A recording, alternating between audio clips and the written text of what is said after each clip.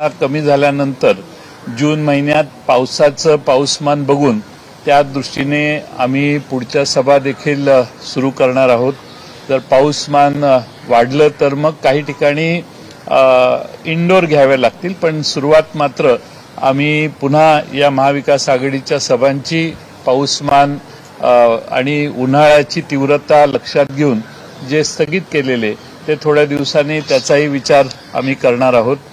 तिन्ही पक्ष मिळून एकसंघपणाने एकत्रितपणाने या भविष्यकाळात येणाऱ्या लोकसभेच्या आणि विधानसभेच्या निवडणुकांसाठी तिन्ही पक्षाचे प्रमुख एकत्रित बसून हळूहळू लोकसभेच्या आणि विधानसभेच्या जागांच्या वाटपात आमच्याबरोबर महाराष्ट्रात तिन्ही पक्ष, त्या व्यतिरिक्त महाराष्ट्रातील काही इतर पक्ष, आमचे आघाडीचे घटक पक्ष आहेत, त्या सर्व घटक पक्षांना बोलावून त्यांच्याशी चर्चा करून आम्ही त्या बाबतीतही चर्चा हळूहळू आम्ही आता सुरू करणार आहोत। एकत्रितपणाने महाविकास आघाडीचं अधिक चांगलं कोऑर्डिनेशन महाराष्ट्रातल्या जनतेपुढे ठेवून एक ठाम पर्याय महाराष्ट्रातल्या जनतेला सक्षमपणाने देण्याचा प्रयत्न हा आमचा महाविकास आघाडीचा एकत्रितपणाने करायचा, यावर आज बसलेल्या सर्व नेत्यांचं एकमत झालेलं आहे। आणि मला खात्री आहे की महाविकास आघाडी कर्नाटकप्रमाणे महाराष्ट्रात देखील महाराष्ट्रातल्या जनतेच्या विश्वासास पात्र ठरून अधिक मोठ्या संख्येनं ताकदीनं महाविकास आघाडी पुढच्या काळात काम करेल।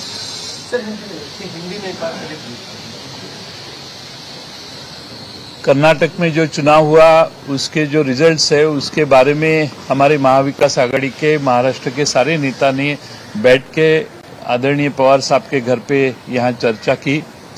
उसमें किन कारणों से कर्नाटक में भारतीय जनता पार्टी का इतना बड़ा पराभव हुआ, पराजित उस पार्टी को किया गया, उस जनता ने कांग्रेस के सभी उम्मीदवार जो चुन के आए उसकी बहुत तफसील से हमारी चर्चा हुई।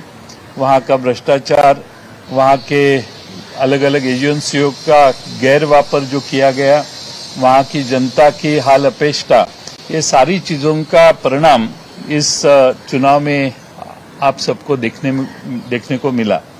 साथ में हमारे महाराष्ट्र में अभी इन दिनों में जो सुप्रीम कोर्ट ने निर्णय दिया है, महाराष्ट्र के पिछले दिनों में जो घटना हुई विधिमंडल में, विधानसभा में, उसके बारे में, डिफेक्शन के बारे में, इसके बारे में जो चर्चा हुई वो उसका भी जो निर्णय हुआ उसकी भी चर्चा हमने अभी मीटिंग में की।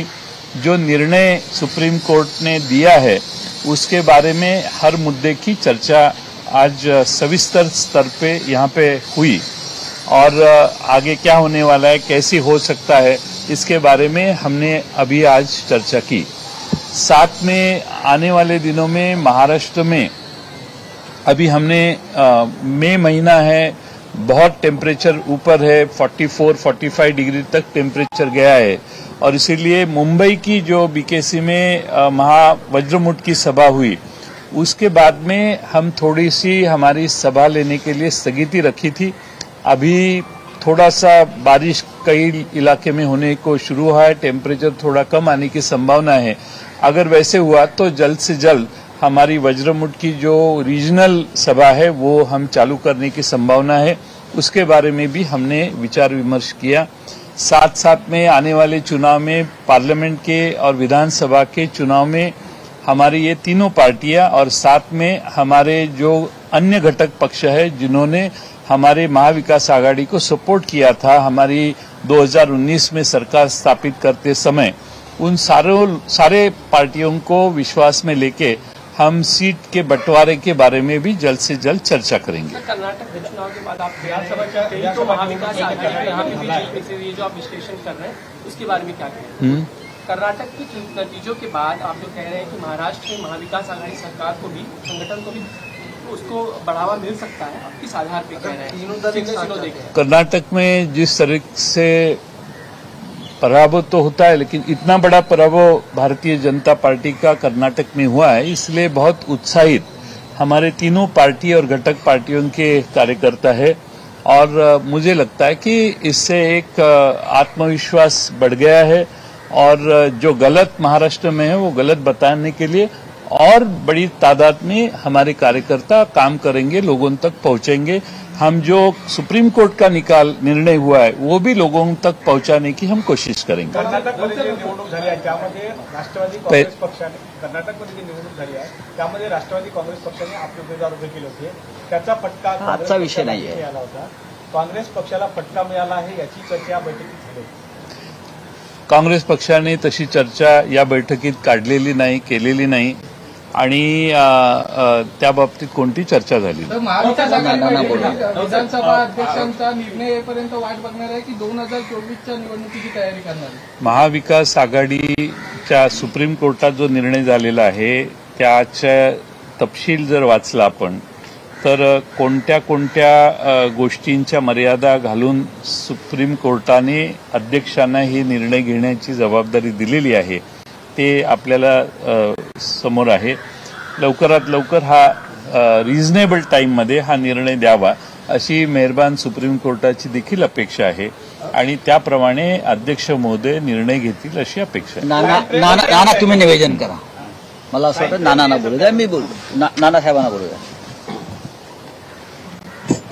या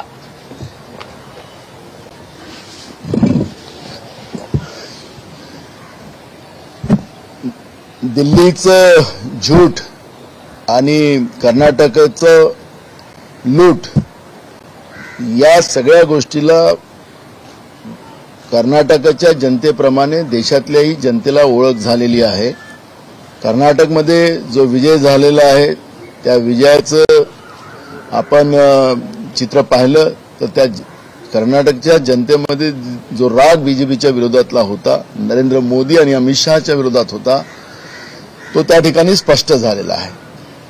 ज्याप्रमाणे कर्नाटकमध्ये भ्रष्टाचाराच्या आरोपामध्ये 40% तिथला पाठच झाला होता, तर महाराष्ट्रामध्ये एक शब्द अजून मोठा पाठ झालेला आहे, खोके.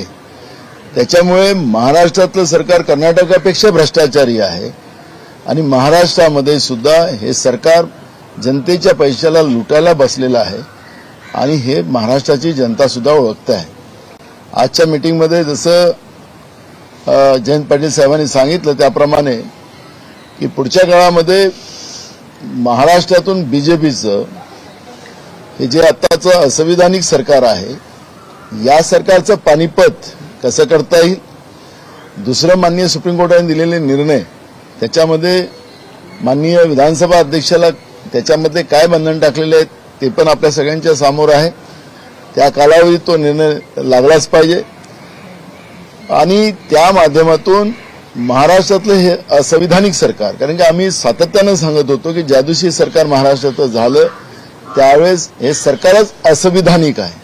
आपण पाहिलं की माननीय सुप्रीम कोर्टाने सांगितलं की त्या ठिकाणी आमदारांनी आपल्याला सुरक्षा माननीय राज्यपालाकडे मागितली आणि राज्यपाल महोदयांनी ज्यांनी सुरक्षा मागितली त्याला सरळ मुख्यमंत्री बनवलं. हे असंविधानिक व्यवस्था महाराष्ट्रामध्ये निर्माण करण्याचं काम त्या काळातल्या राज्यपाल भगतसिंग कोश्यारींनी जे केलं त्यांच्यावर काय ताशेरे ओढलेत माननीय सुप्रीम कोर्टाने. महाराष्ट्राच्या इतिहासामध्ये, या महाराष्ट्राच्या पुरोगामी विचारामध्ये, शाहू फुले आंबेडकरांच्या महाराष्ट्रामध्ये हे पाप करण्याचं जे धाडस बीजेपीनं केलं त्याचे परिणाम बीजेपीला भोगावं लागणार आहे.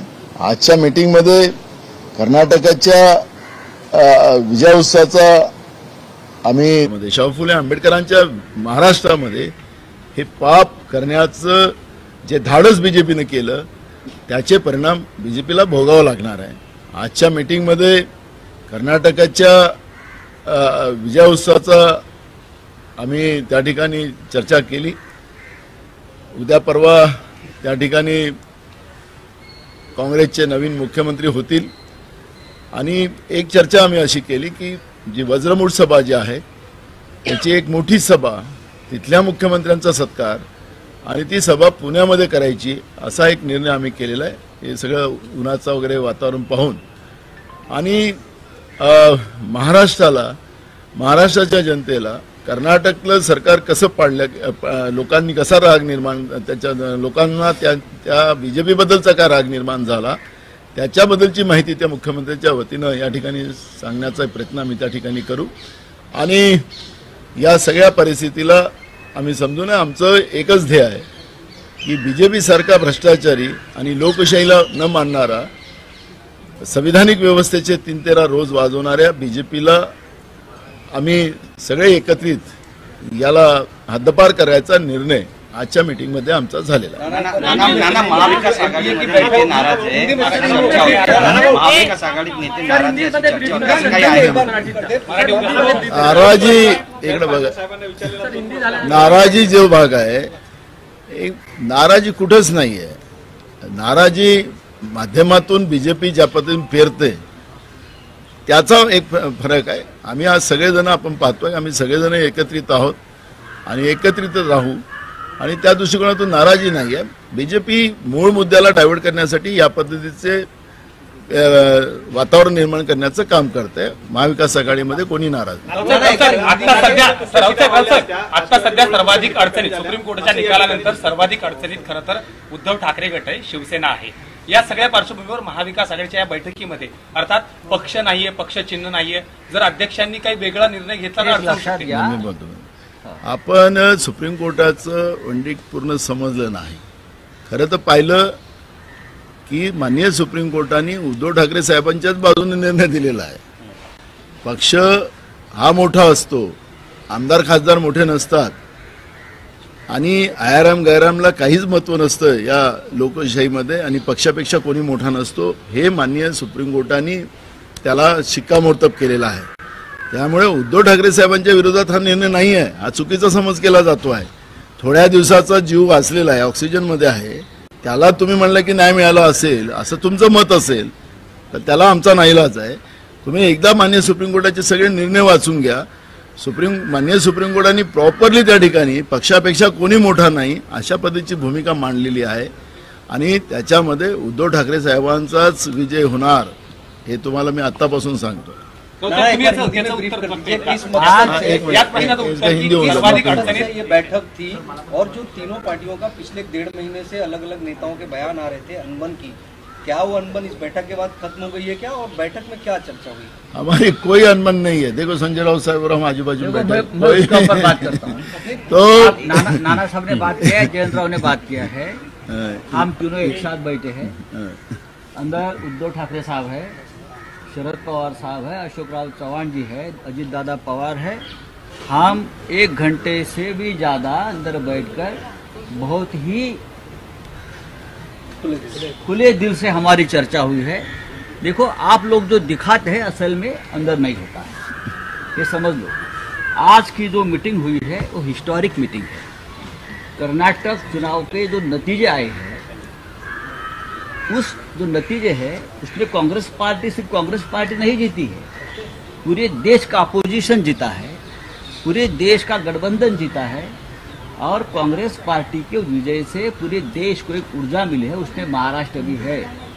महाराष्ट्र में जिस तरह से ठाकरे सरकार, महाविकास आघाड़ी की सरकार को हटाया गया, वो कैसा गैरकानूनी है, अनकॉन्स्टिट्यूशनल है, उसका निर्णय आया. उस निर्णय के बारे में हमने चर्चा की है. उस बारे में हमने पूरे लीगल एस्पेक्ट जनता को समझाने के लिए अभी हम डिस्ट्रिक्ट लेवल पर भी जाएंगे. और जैसे नाना पटोले जी ने कहा है, आप उस निर्णय का भारतीय जनता पार्टी का जो दिमाग चल रहा है कि एक मिस इंटरप्रिटेशन, चुनाव ये सर्वोच्च न्यायालय का जो निकाल है वो शिवसेना पार्टी के पक्ष में है. आप एक बार समझ लीजिए, ये सरकार गैरकानूनी है, इलीगल है. ये सर्वोच्च न्यायालय ने बताने के बाद भी इस राज्य के मुख्यमंत्री और उप मुख्यमंत्री मीडिया के सामने हंसकर जाते हैं और कहते कि हम ही जीत गए. ये कौन सी, अभी मैं इस शब्द का इस्तेमाल नहीं करूंगा, क्या बात है, लेकिन जनता को हम बताएंगे ये गलत है.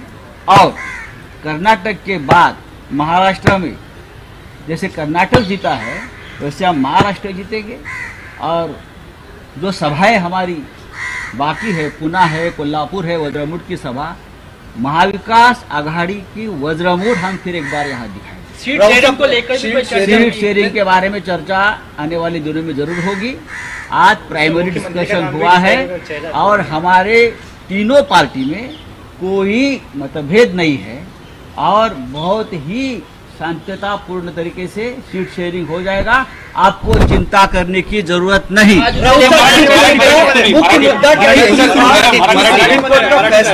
देखिए, मुद्दे बहुत है महाराष्ट्र में, सिर्फ मुद्दे ही मुद्दे हैं। अगर कर्नाटक की सरकार करप्शन में 40% है तो यहाँ 100% है। ये 100% करप्शन यानी खोखा है। खोखा में सिर्फ 100% करप्शन होता है। एक जमाने में पेटी के बाद चलती जाए, खोखा के बाद चल रही है। हम उसके खिलाफ जनता में जाएंगे।